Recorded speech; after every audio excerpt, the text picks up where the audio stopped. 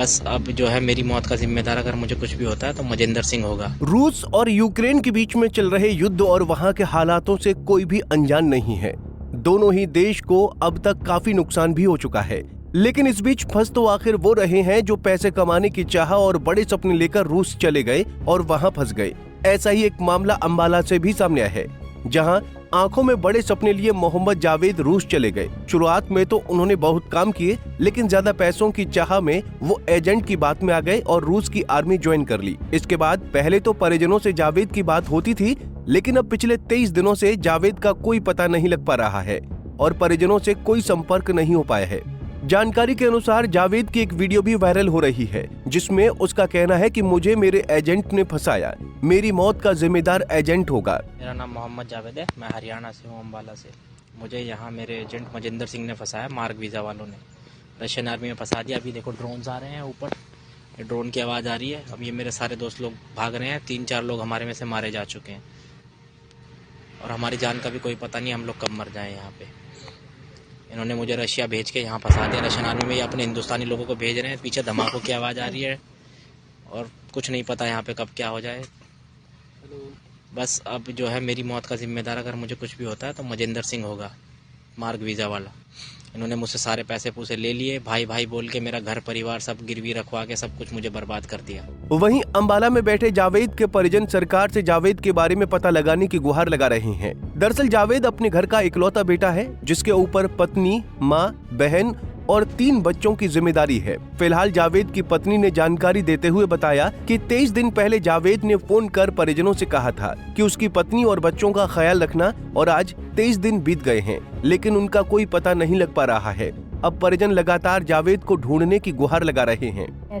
मैं मोहम्मद जावेद जी की वाइफ हूँ और वो यहाँ से 3 अक्टूबर को गए थे रशिया काम के लिए। वहाँ पे उनको सही से काम न मिलने की वजह से वहाँ पे कोई एजेंट जीतू नाम का और कोई कर्नल था रिटायर, वो आता था और उनको बहलाया फुसलाया। उन्होंने बोला ऐसे पैकेज है, इतनी सैलरी है, तो वो वहाँ पे चले गए थे।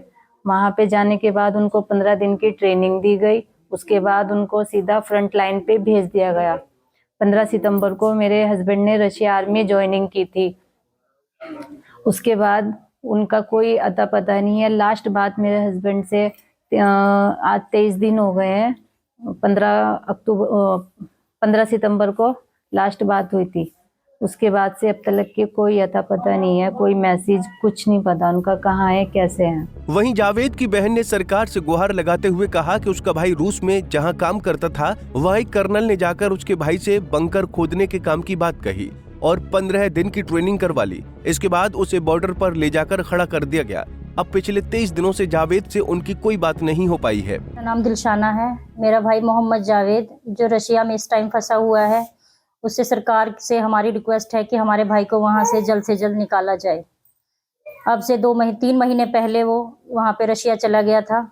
वहां जाने के बाद उसको थोड़ा बहुत काम मिला। एक वहां पे एजेंट आता था, उसका नाम नहीं मुझे पता, लेकिन वहां पे एक कर्नल भी आता था उसके साथ में। वो उसको पैसों का लालच दे करके आगे वहीं पे रशिया आर्मी में उसने ज्वाइन कर लिया उनके कहने के बाद। फिर उनको आगे 15 दिन की ट्रेनिंग देने के बाद फिर उसको आगे युद्ध में धकेल दिया। अब वो 23 दिन से हमारी उससे कोई बात नहीं हुई। आज 23 दिन हो चुके हैं और मेरी मम्मी का भी बहुत बुरा हाल है, रो रो कर। उसके 3 बच्चे हैं और कोई कमाने वाला भी नहीं है, बस अकेला ही मेरा भाई था। बस हमारी सरकार से यही रिक्वेस्ट है कि हमारे भाई को सही सलामत वापस लाया जाए। एक मनोज था उसके साथ, वो भी दोनों लोगों को फ्रंट लाइन पे भेजा गया। ना ही मनोज का कुछ पता है और ना ही मेरे भाई का।